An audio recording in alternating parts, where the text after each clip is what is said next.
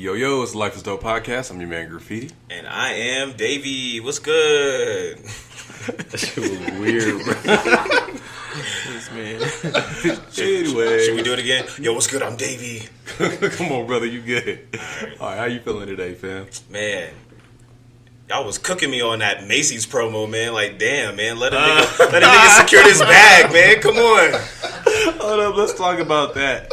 Hey, man. So for y'all that don't know, we did a little promo for Macy's for the upcoming white party, right?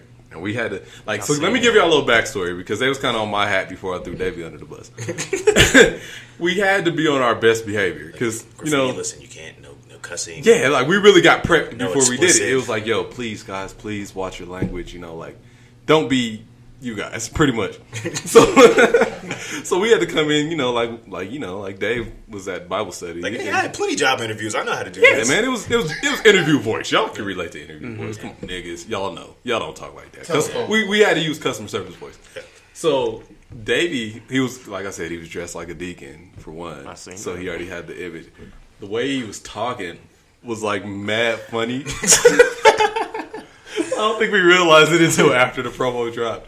And they was cooking them, man. Roasted me, man. Like, y'all don't know.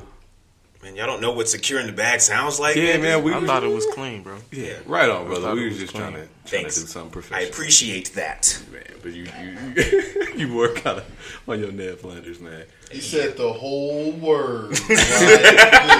And he was moving each individual finger to the words. It's like, why do you keep standing on your tippy toes every time you say a word, brother? Man, they were making me so nervous, you know.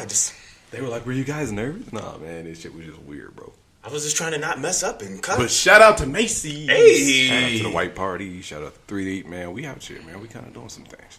Yeah, first of all, shout out to Macy's for rocking with us. Yeah, because Thanks for messing with black folks, Macy's. Yeah, man. I don't know if that's the way to say it, but if we want to keep them rocking with us. But shout out to... like, thanks for acknowledging us and, like, stuff we like to do. And, you know. Y'all the real MVPs. Yeah. We're going to leave it at that before go we fuck that Macy's bag up. Go to Macy's. Go to Macy's. Yeah, man, so we kind of doing some things out here. I heard.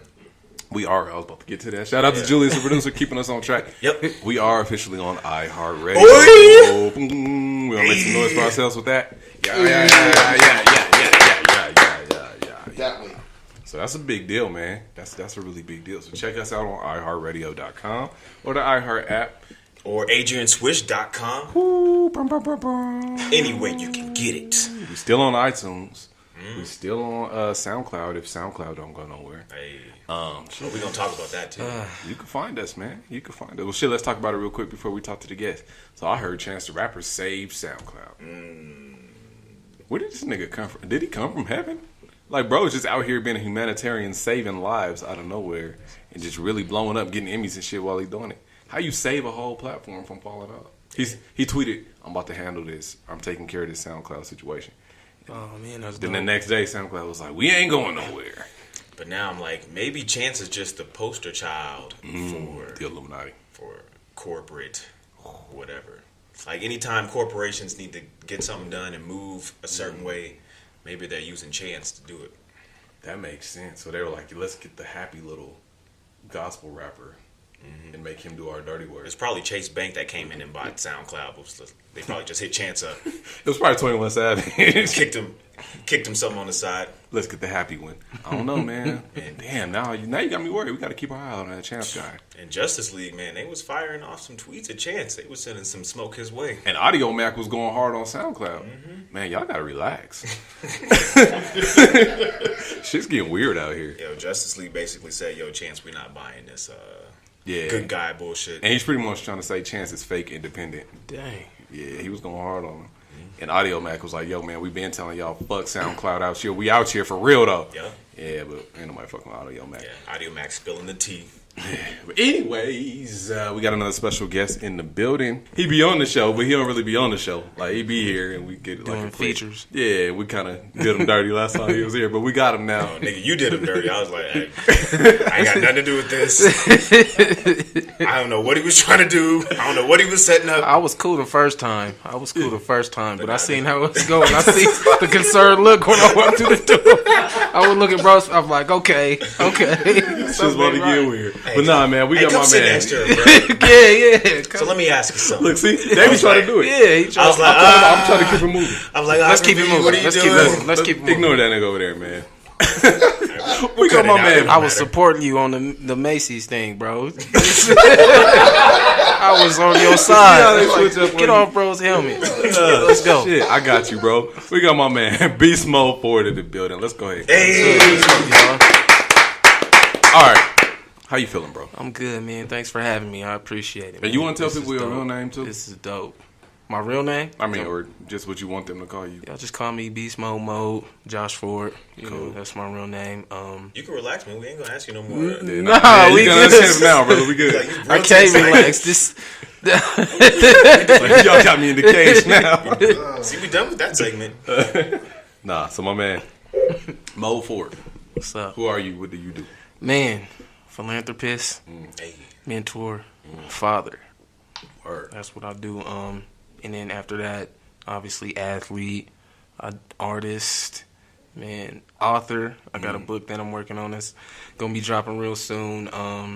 So yeah, just pretty much what this is right there. Let's dive into the athletic part of it, being that that's kind of one of the key elements. Yes, sir. So what do? You football player, right? Football. How long you been playing football?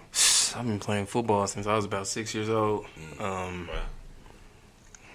The reason why I put those other titles before it is because it used to be my identity.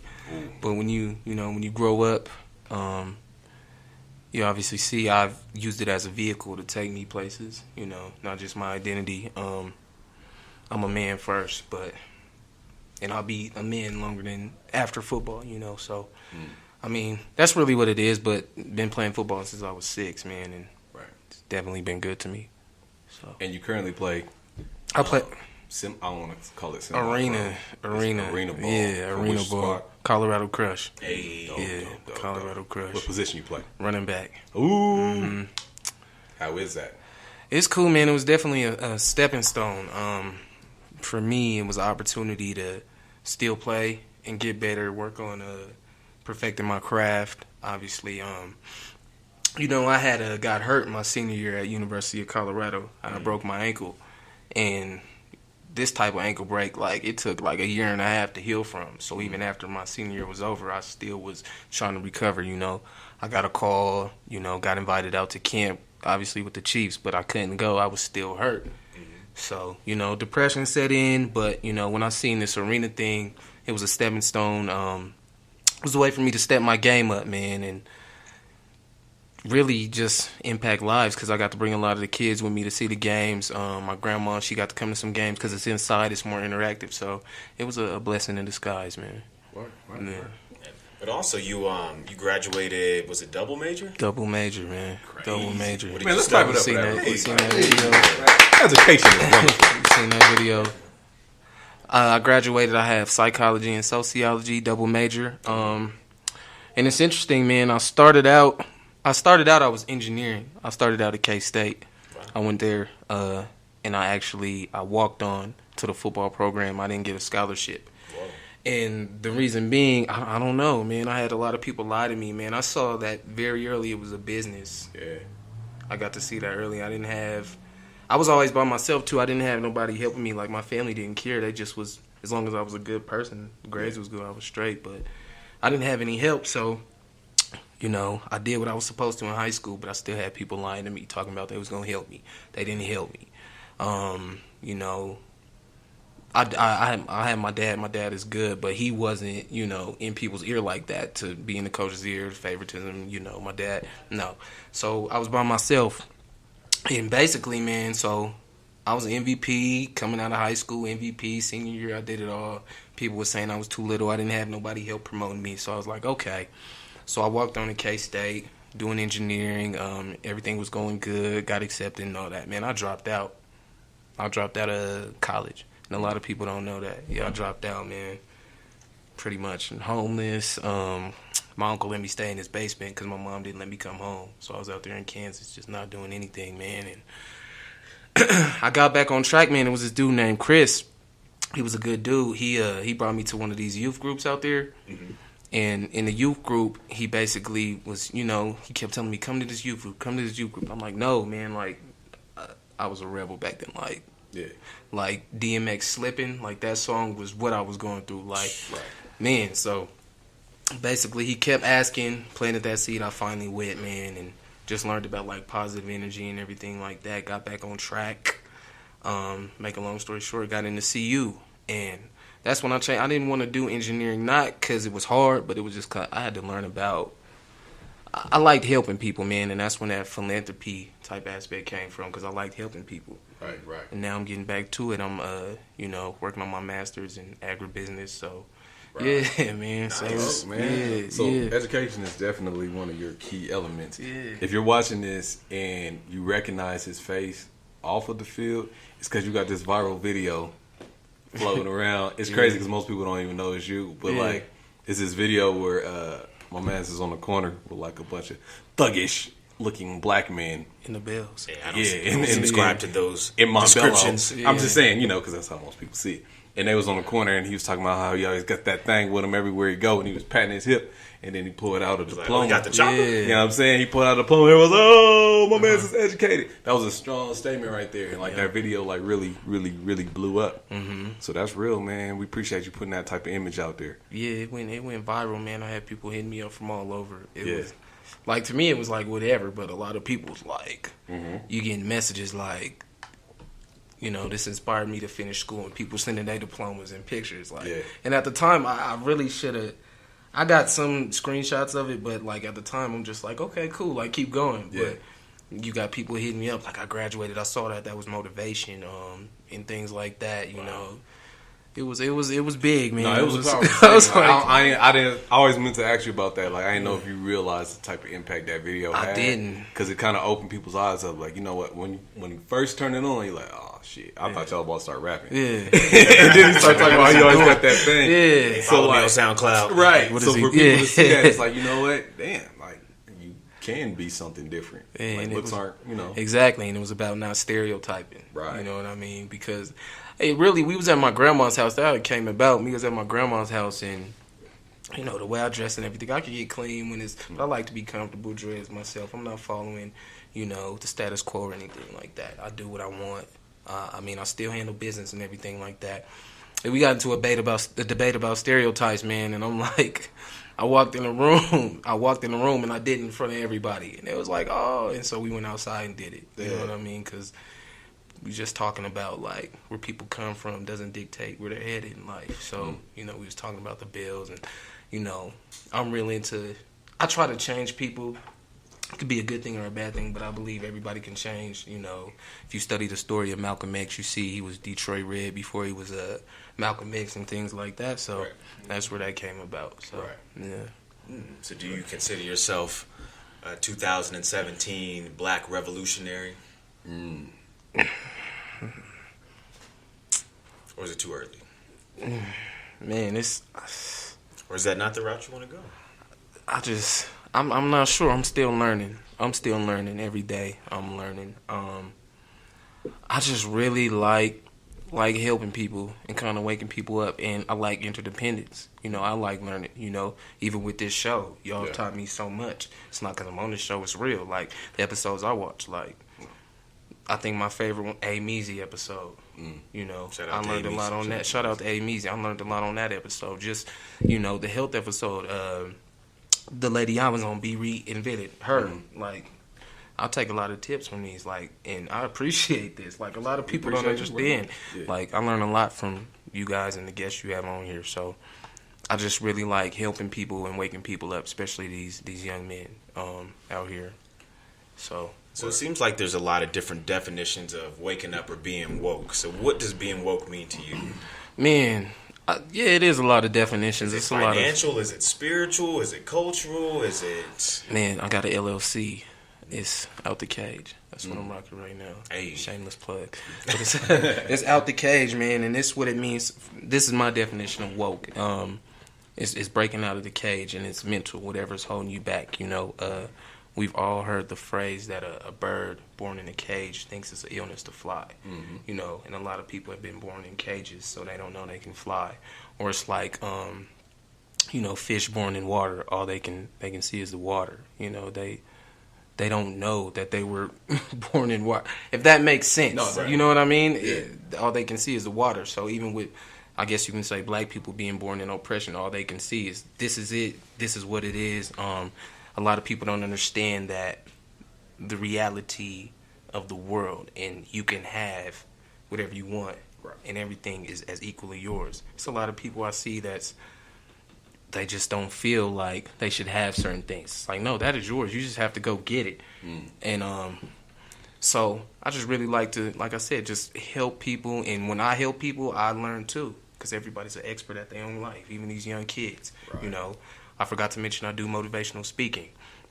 So with that, I was giving like these Disney speeches, like you can do whatever you want, and you know what I mean? Right. I had to switch it up, and tell them that, like I said, where you from doesn't dictate where you headed, and really show them you can overcome obstacles and things of that nature, man. So is the cage? Is it a state of mind? It's a state of mind, but circumstance. It's. I have a bunch of different chapters. It can be circumstances. It can be your state of mind.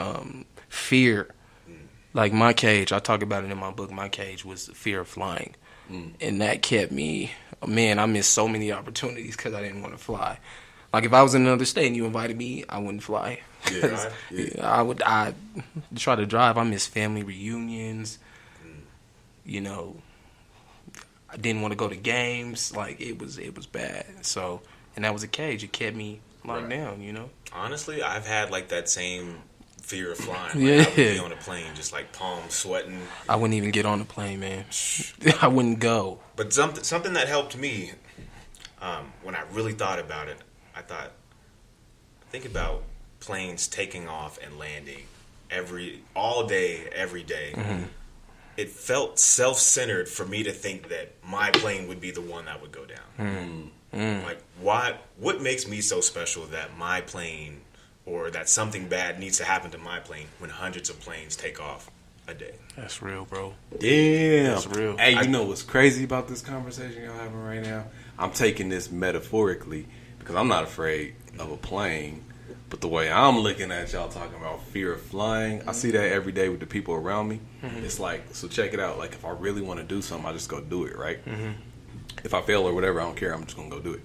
And people would be like, damn, like, why'd you do that? Mm-hmm. Or, like, damn, I wish I had, like, main thing is I work for myself. And a lot of people are like, damn, I wish I could just quit my job and just work. Mm-hmm. And I'd be like, well, do it. Mm-hmm. You know what I mean? And they'd be like, no, it's not that easy. Like, I got to do this. I'm like, shit, me too. I be broke sometimes, you feel me? But I'm flying, you feel me? So it's like, kind of like you just said, when people compare themselves to like people around them and they're like, oh, well, this is what I'm used to, so this is what I gotta do. Yeah. And then I watch like a Diddy or a Jay-Z or something, and I'm like, that's where my head is at. Like, to me, mentally, I'm them. So, and I see that in you, bro. But straight up, like what you just said about, like, you think about it like, all right, planes fly and land all day, every day. I look at it like that, like, well, shit, if Diddy, Jay-Z, Steve Jobs, Jimmy Iovine did this shit. People do this every day. Yeah. Like, why is my plane going to crash? You feel me? So, hop on that plane, ladies and gentlemen. Yeah, exactly. Exactly. This is deep. We woke. Exactly. No, you're exactly right. Yeah. You're exactly right. And, I've overcame that. And just, that was just an example. But what you said was exactly right. Yeah. And, I watch, like I said, I watch you, I study you guys and what you do, and, with your job and everything, you work hard. Appreciate what I mean? So, we talking about you, though. Exactly. That's what's up, man. We talking about you. And I keep trying not to talk about football because, again, I don't want to ask make whatever. That your identity. But to just go back to that a little bit, because you do play arena ball, is it a goal for you to reach beyond that, NFL dreams, or it kind of just is what it is? It's weird, man. Like, even with this, it's weird, bro. Like, I wish I could explain it. I'm thinking so much bigger, man. I'm thinking, like, you got players and you got owners, bro. So, I'm trying to, at least, man, let me tell you, we was at the Paul Millsap. Shout out to Paul Millsap. We was at the Paul Millsap Shining at the Montbello Rec Center. Mm-hmm. Paul Millsap walks in. All the kids run up to him, parents, staff, everybody who's there. Yeah. Right behind him is the owner, the GM, and the head coach just standing there chilling. And these guys is billionaires, man. Yeah. You know what I mean? And I just seen that. And I just went to go talk to them. Like, that's what I like to see. Like, it's chess, not checkers, man. Yeah. And I love the game. I do want to play, but I want to, for the longevity of it, I want to, like, be on the staff side of it, if that makes sense. Yeah. You know what I mean? So that's really what I want to do. But I'm going to keep playing because it's a passion of mine, you know, but I want to be on the other side, too. Right. Operations and things like that, man. That's definitely what I want to do. So who do you think would be some of the most pivotal people in your life? Would be or who are? Family, friends? My family, my friends, you know, my daughter, my mentors, man. Nothing like mentors. I got my mentor. I got so many mentors, man. It's ridiculous. I got a guy named Flip. He's a technologist out in L.A. Good dude, man. Good dude. I really want to actually link y'all with him. He's a good dude, bro. Let's do. He's helped me with so many things. So it's really nothing like a mentor to help you out and guide you, if that makes sense, man. Nothing like it. So that's why I try to be a good mentor. But this dude, he's put me up on so many things. He's put me up on the Bitcoins that you talked about and websites and just where I can get help, like even writing my book, you know, publishing and everything like that. So just mentors and my family, you know, not the temporary people that come in and out, you know, but mentors. My sister Toya, y'all had her on this episode. Her, just watching her, you know, I don't have any excuses after watching her because she makes it happen, like you said. She makes it happen. So her, yeah. Work. Do you still have any fears at this point?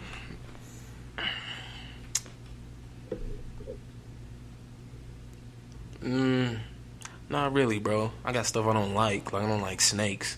But as far as fears, I mean, not at the moment. But I'm sure there will be, and we're gonna overcome them because it's life. Right. You know what I mean? So I'm not gonna sit here and say I'm immortal. Nothing bothers me. But as I'm growing, man, learning never stops. I'm learning new things.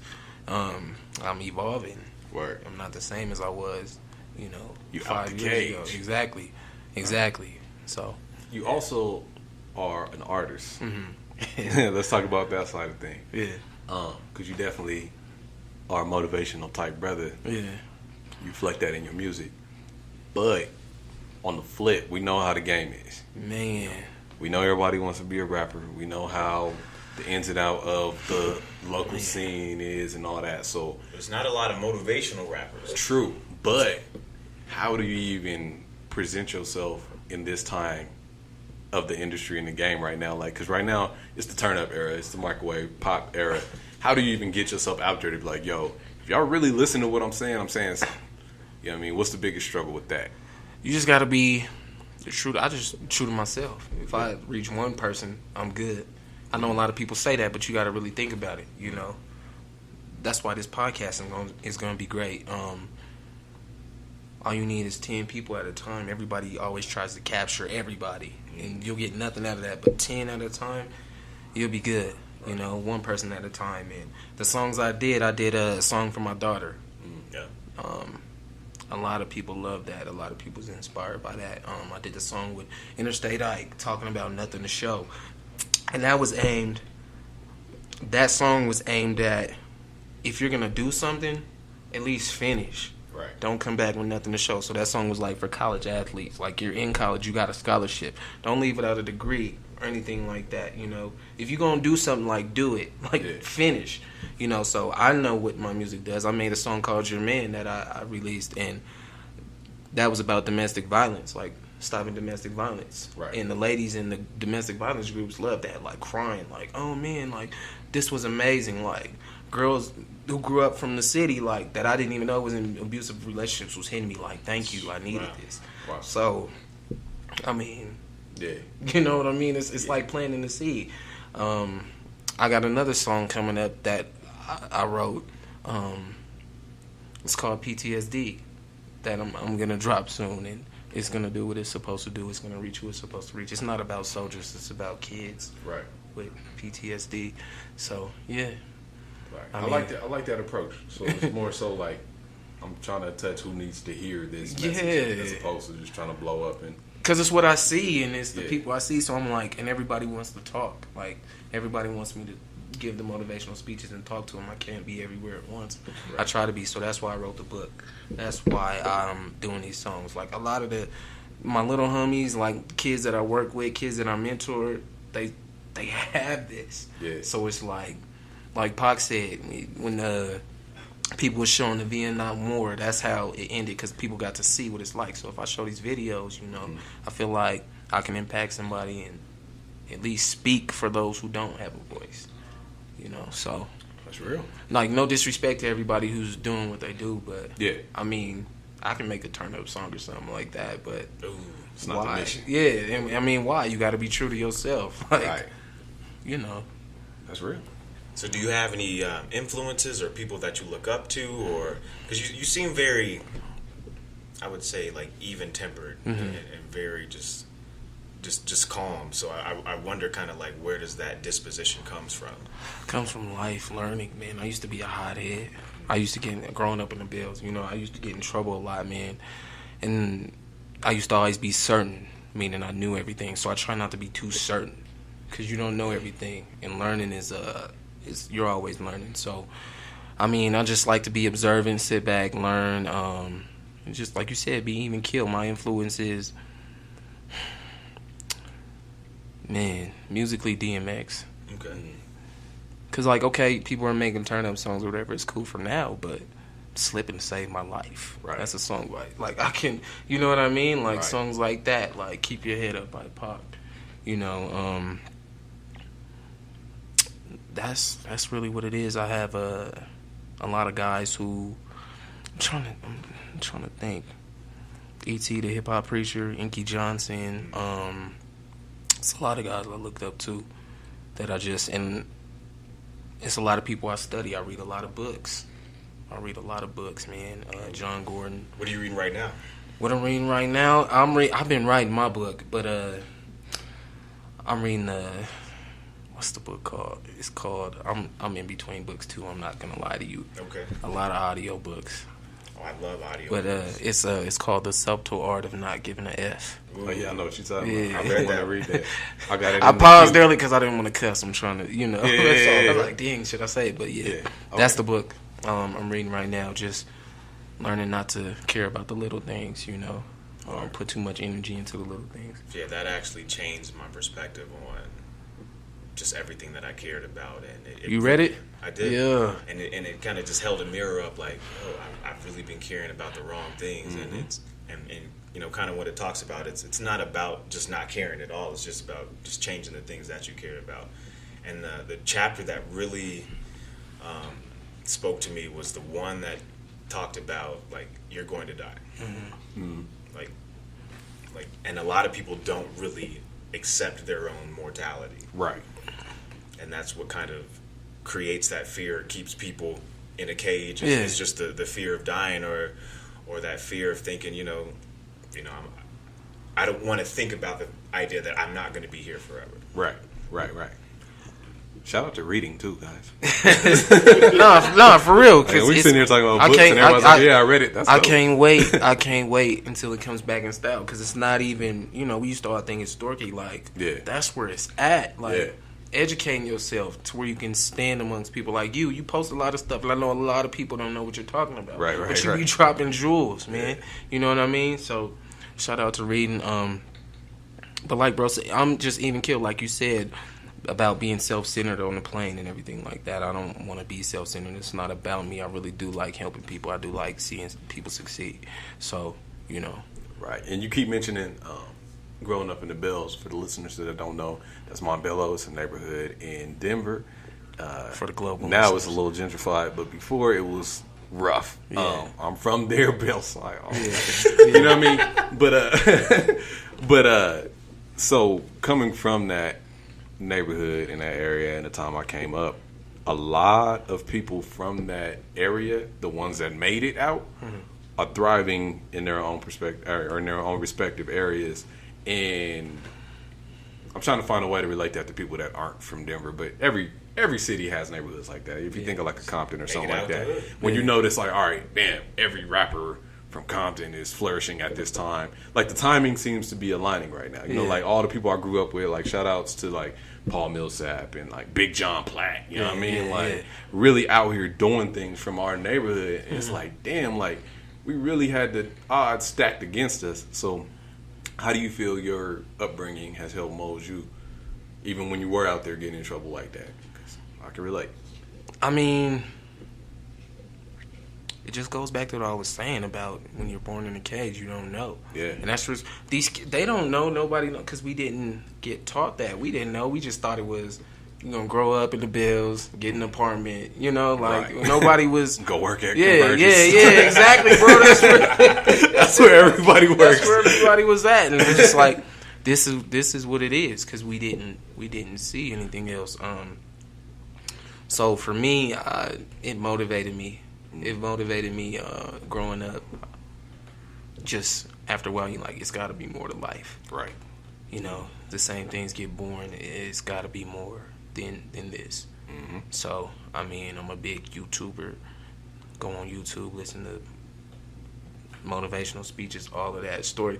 Like, it gets deep, man. And just reading a lot and everything like that. Just trying to be different, separating yourself. Because you see, like, I mean, you see somebody getting in trouble, you know that's not the thing to do. So when you see people getting in trouble and everything like that, it's like, let's go the other way. Let's try something new. Right. So what is the ultimate goal? So I mean, you're pursuing, advanced education. You're doing the motivational speeches. You're writing your book. What is this all coming down to? What's the goal? Man. And how will you know if you've reached it? The big goal, obviously, to own my own, whatever it is. Like when I talk about agribusiness, I have an uncle who has a farm. Mm-hmm. And that's where I stayed at when I dropped out of K-State. Right. I was in his basement, and my uncle has a farm. He's a military vet. At the time, we're like, what are you doing with a farm? Like, he's from the Bells. Yeah. And my uncle will tell you, he used to run the street, all of that. But, he got a second chance with the military, went into the military young, changed around and everything like that, and he bought a farm. And with that, man,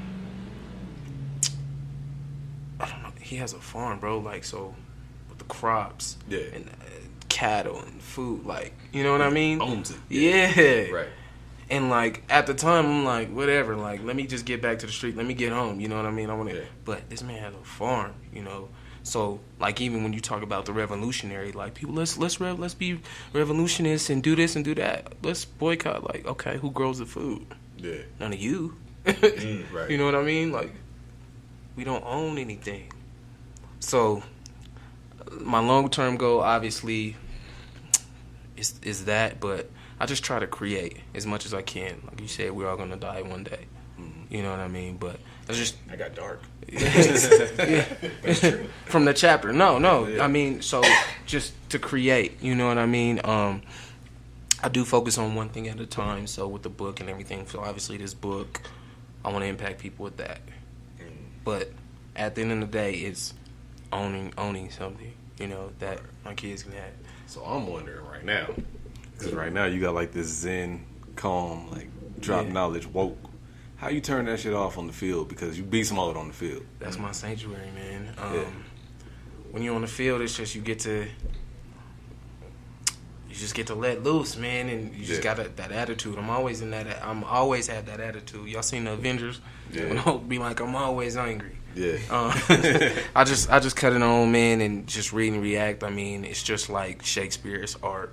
When I'm out there, the field is my stage. Got the costume, got my lines, and I'm just out there doing my thing. Really what it is. So Word. I love it. I mean, it's just something I like to do to get away.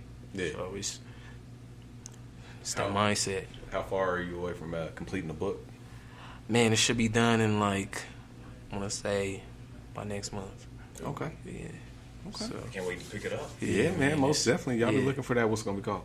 Out the Cage. Of course. Yeah. Out the Cage. Y'all be checking for that. Out the Cage, man. Okay, so the deep question, as if this episode wasn't deep already. It got pretty deep. Yeah, it's real though.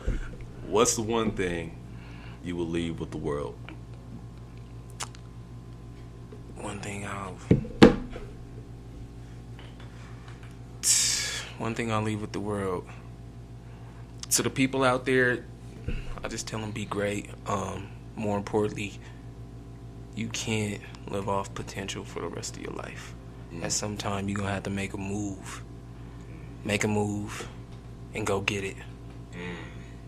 Real. Break out that cage. But for real, it's a lot of people who I know just live off potential.